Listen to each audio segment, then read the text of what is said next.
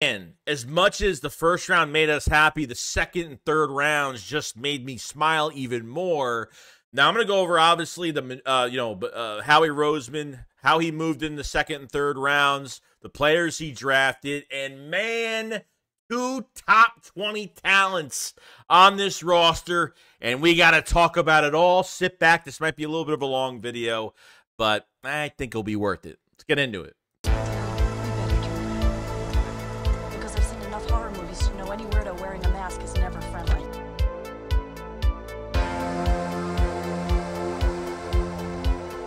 Yo, what's going on, guys? I hope everyone's having a fantastic day today. So I want to go over the second and third rounds of the Eagles draft. And, we came off of a really good first day in the first round where you picked up a mid-teens and early teens player in Quinyon Mitchell that the board wasn't supposed to go the way it was, where there was offensive players coming off until pick 14. And literally the Eagles just had to sit there. And what a value. And when I talk about value, Dejean, because of how these picks happened in the first round and defensive players were taken so late, it really opened up a million different possibilities where the early second round was going to have a ton of value, a lot of value. The safeties were available, corners were still available, but Dejean was obviously special. And when they called his name, I couldn't believe it. Where Howie Roseman did not take any trenches the first couple rounds, and Dejean is in the building. I mean, just amazing, guys. I mean, I just can't believe it happened. Not only do you get a special teams pedigree with him, but this is a man that can play anywhere on the field. Okay, not even just outside corner.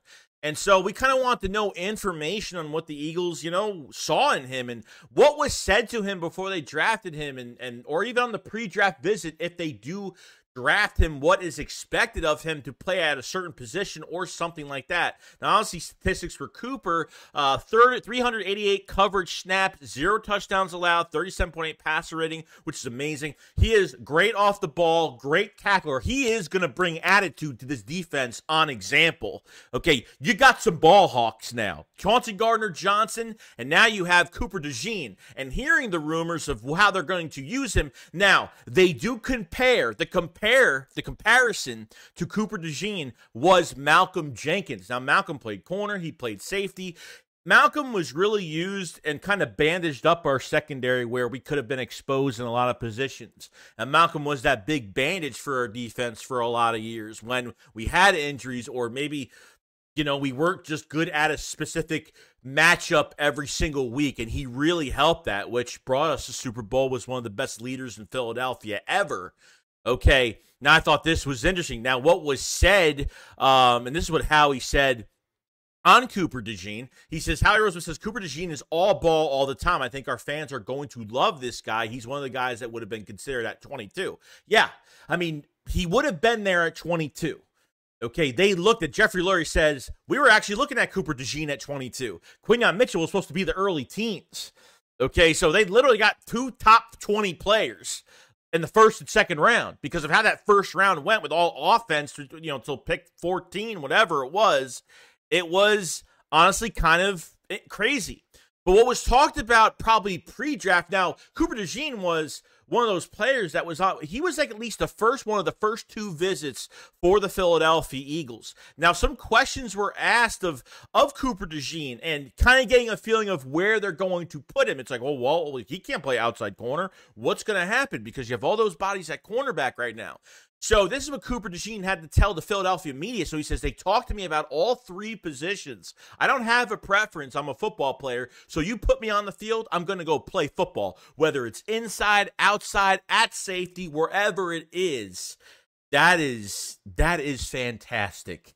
And that's what we kind of guessed because he could play all around. Like, this is not just a guy who can move around and try to play, and he can play at every position, but not play well.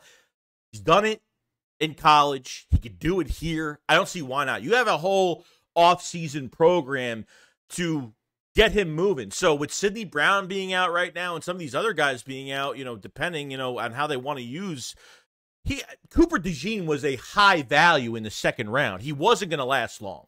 Okay. I was shocked he lasted as long as he did, because really the start of this second round was wide receiver and a lot of inside defensive linemen. Okay, defensive tackles, pass rushers. Okay, that's what was really going in the middle, in the start of that round. So that really did help us. That first round tremendously helped us for that second round. We wouldn't have had Dejean if everything was mixed up. If we had to do this draft all over again, I think who knows what would have happened. Okay, because you never see a draft like that in the first round. It definitely helped tremendously. So having a guy that's compared to Malcolm Jenkins, play all three positions, they're just going to throw him everywhere. Can't wait to see in camp, who is he practicing? What position group is he practicing with? Man, what a value. You got a first-round value in the second round. And this was at 40. Okay, this was at literal... The Eagles had to trade up from 53 to 40. We had to wait a little bit.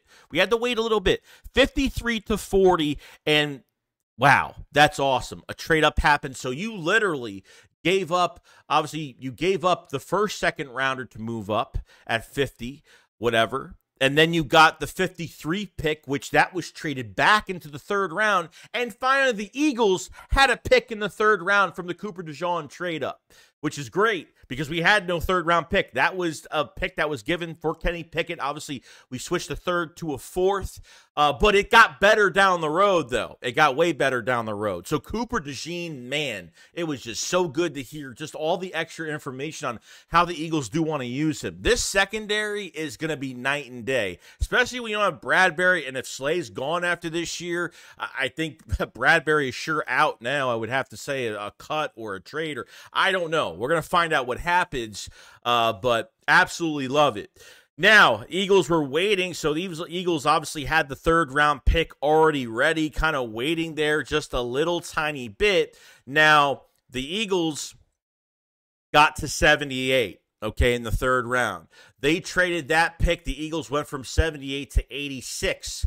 Okay, and not only that, because we were kind of sitting there trying to get a linebacker at that point. We were like, yo, let's go get a linebacker. Let's draft one. So they went from 78 after Cooper Dejean. They traded back.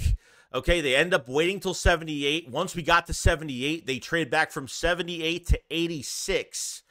Okay, but they got to 86. Okay, they get the 123 fourth-round pick. So not only, you only had one fourth-round pick. Now they end up having what? We'll go through the picks at the end of this video, but now you added another fourth-round pick for the third day of the draft, which is fantastic. So I thought that trade back was really, really good. And then the Eagles did it again. So they waited another time, got to 86, then traded back once again, and not only traded back to 94, but they got another fourth-round pick. So the Eagles literally got, from two trade backs, they end up getting two fourth-round picks out of that, which is great. So you have three fourth-round picks for day three, waiting while still having this third-round pick intact, which is great. So they had to do two trade backs, getting some fourth-round picks, a couple fourth-round picks out of it, which was awesome. And then finally, they get to the pick, and Jalyx Hunt was there at 94, okay? Okay, we're going to get into this player, all right, because I don't really know much about him. I did cover him on a membership video because obviously he comes from Houston Christian, which isn't a big school, okay? 6'4", 250 pounds. All right. What got me really interested, now this is one of the most I mean, I got to say this because I heard a lot of good things. I know a lot of Eagle fans have no idea about him and what's going on. You got an outside, you have an edge rusher, okay? That is this was a Fangio pick for the Philadelphia Eagles. What was more interesting about Hunt, okay, Fangio came out and said some things, which was really interesting. It says, Dan Jeremiah says the NFL Network broadcast that he was told, okay, Jalyx Hunt was one of Vic Fangio's favorite players in the entire draft. Have to assume Fangio had a major influence on this pick. Yes, this is a top 80 player, 70 to 80 player in this draft. I'm not kidding. I'm not kidding at all. This guy was a safety. going into college and turn into a defensive end. For a guy that's 6'4", 252, this guy moves really well. High ceiling. So if you're hearing this from Vic Fangio himself, that he handpicked this guy and is going to know how to use this guy, does it replace HaasonReddick? No, but you're getting a nice rotational guy. And I totally understand it, because you're going to be losing 3 defensive linemen next year. At least 2 edge rushers by next season. You got to get, they haven't went trenches the whole entire way. There was times where I thought they were going to get Zach Zinter, Cooper Beebe from Dallas, and they traded back those 2 times. When they couldn't get Zach Zinter, they traded back. When they couldn't get Cooper Beebe, they traded back. It just seems like they were actually trying to get an offensive lineman, or at least a guard, and they couldn't. But it seems like Hunt did have he did have a visit with the Philadelphia Eagles. Okay, this guy has a lot of power. This guy has a really good pass rush. But like I said, it's a small school. He had 6.5 sacks, but for his size, he's got really good coverage ability. Fantastic. A lot of Eagles did not like this pick, because they're just like, who is this guy? Now, interesting enough, okay, now this is the relative athletic score. We go over this when it comes to, obviously, a position of his position that's been drafted for years, and what is he ranked from an athleticism standpoint for his size. Okay, now Jalyx Hunt posted a 9.22 out of 10. The higher the number, the better it is, which is great. That's a great score. This ranked 141 out of 1,798 defensive ends from 87 to 2024, which is fantastic. Athleticism is off the charts. Okay, so yeah, from a standpoint of what he has done on his RAS score, this is just analytically something to look at and say, wow, he popped off the charts. Now, the player himself, Jalyx Hunt, had some things to say about himself and what he brings to the table. Now, he says, I use length to my advantage. I'm athletic. I have good football IQ. I don't take myself out of plays. I read the game at a high level. I have a high motor. I'm always around the football. Now, Howie Roseman had something to say about this as well, because he knows Eagle fans are going to say, who the hell is this guy? All right, so he says, Howie Roseman, I'm continuing to trade back. I said, I started getting nervous.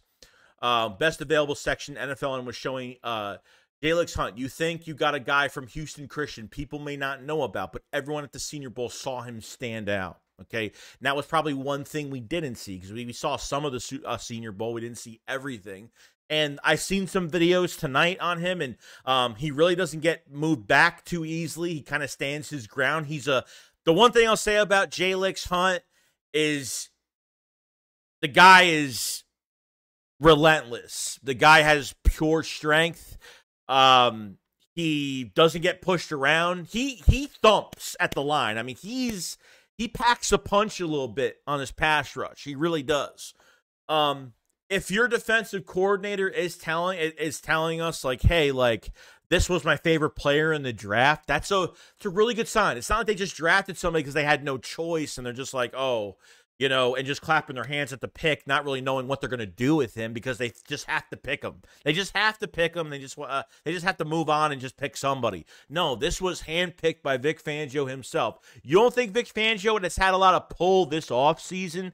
The Eagles respect him tremendously. He's had a lot of pull, a lot of his designation where he wants to go in this draft defensively. This is the first draft in a while, for the first couple rounds at least, where first few rounds, we haven't seen a trench guy get taken at all. It's insane. It's unspeakable at times, where it's always defensive line.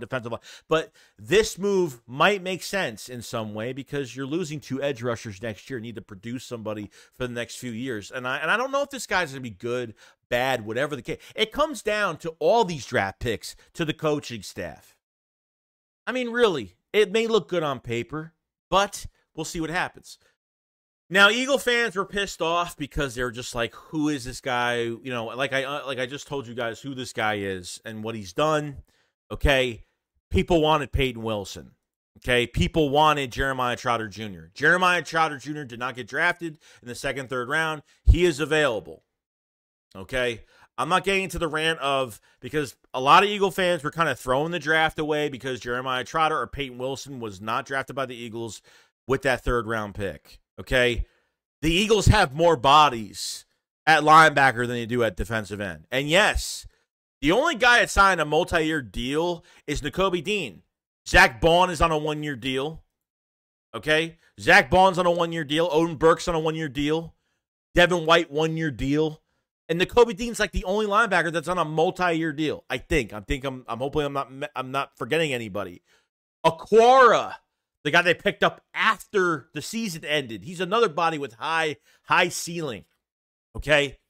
No. The Eagles didn't sign an all-pro at linebacker. I understand that. The Steelers picked up Peyton Wilson. He was moving down the draft like crazy. Why did he move down? Well, 2021 ACL, shoulder injury. No teams they'd rather take him later, take a chance on him and not draft him early. So I get that. And the Eagles, I turned this draft for the first 3 rounds into an A- just because, and I understand I would have rather had a linebacker, but I understand why they went defensive end. Okay, Hunt, okay, Jalyx Hunt, for his size, fits the scheme so much better. Reddick chasing sacks, and the trade makes no sense, and it doesn't. I don't know why, but there's got to be something going on behind the scenes that we don't know about, why that trade went down the way it did. This guy is a pure Fangio fit for Philadelphia, okay? Pass coverage, and he's good in pass coverage. He's quick on his feet in pass coverage, and he comes up and he'll lay you out. Not kidding. Seen a lot of tape on him. Smaller school, but Fangio feels really pretty cocky about him, to be honest with you. If your defensive coordinator says this is my favorite guy and this is my favorite defensive guy or something like that, that's a really good sign. This was a hand-picked pick by Fangio. So Peyton Wilson was off the board. Now Jeremiah Trotter's, and I think it turns into, like I said, it turns into an A- right now, just because me personally, I would have took a linebacker, because you have one linebacker on a multi-year contract still, which is Nakobe Dean. Nobody else. So technically, if you don't draft a linebacker this year and you just keep some nobody, okay, you're going to have 3 linebackers that are going to be coming off 1-year deals. Obviously, the cap will increase next year. The Eagles will get 14.5 from the Reddick trade, so the Eagles will have some, big piles of money coming towards them for the cap next year. So really going into the later rounds, the 3rd day, 4, 5, 6, 7, I don't care what they do. They have 3 4th-round picks. I'll show you the picks now so nobody is confused. They have 3 4th-round picks, number 120, number 123, number 132. And in the 5th round, they have number 152, number 171, and number 172. And in the 6th round, they have number 210, and they have no 7th. So at this point, guys, they have enough 4th and 5th-round picks to move up whenever they want to go get. At this point, I'd be honestly shocked if Trotter's not going to the Eagles at this point. They must feel good about the offensive line, about Matt Hennessy, and obviously Tyler Steen. So they must feel good there. No trench guy. I felt like they tried to go after Cooper Beebe. I felt like they tried to go after Zach Sinter after the Browns took him. So I feel like they tried, and they traded back immediately when that guy was taken off. Those 2 offensive linemen were taken off the board. They traded back those 2 times. Okay? So there's going to be a lot of Eagles fans that are going to say, well, it would have had a linebacker. And trust me, I'm probably on that train as well. But let the coaches do their work. This isn't Nick Sirianni calling the shots. This is our defensive coordinator thinking what he's going to fit into this defense. And if he knows what he's going to fit into this defense and he knows how to use that player, I'm not going to act like the Eagle fan that the sky is falling and it's the apocalypse is coming. The zombies are coming tomorrow. I think everyone's got to just let this thing play out. We still got to get into training camp. We still got to get into all these. Still got so much work to do to see what these players are going to do. Drafting them is one thing, but getting them on the field and coaching them and producing them and making sure we're not missing and we're not holding a player back from his talents is what I worry about the most out of anything. So I think everybody needs to chill out and everybody needs to relax. Okay? So, like I said, should be interesting. We have picks. We're good to go. You got Dejean, and you get Jalyx Hunt. Okay? And I'm really excited for those two players. Got to give things a chance. Got to let the coaches think what's good for the defense. As long as it's not Nick calling the shots, I don't care. So, that's all I got to say. Let me know in the comment section below, what do you guys think of, obviously, Dejean getting drafted? What was your reaction? Could you not believe it for the trade up? And how do you guys think about, about Jalyx Hunt? And, what Vic Fangio had to say about him going forward, okay? Want to appreciate everybody that's joining the stream the last couple days and all the giveaways and all that great stuff and all the support. Thank you so much. We have day 3 tomorrow, so definitely check out, or today, whenever you're watching this. Definitely, thank you for all the support. And we're going to be getting to 4, 5, 6, 7. Eagles have a lot of picks and should be very busy. I can't wait. You guys let me know how you guys feel about the second day. And I'll see you guys on the next one. Jake Squad up, follow side. Peace out, guys. Peace.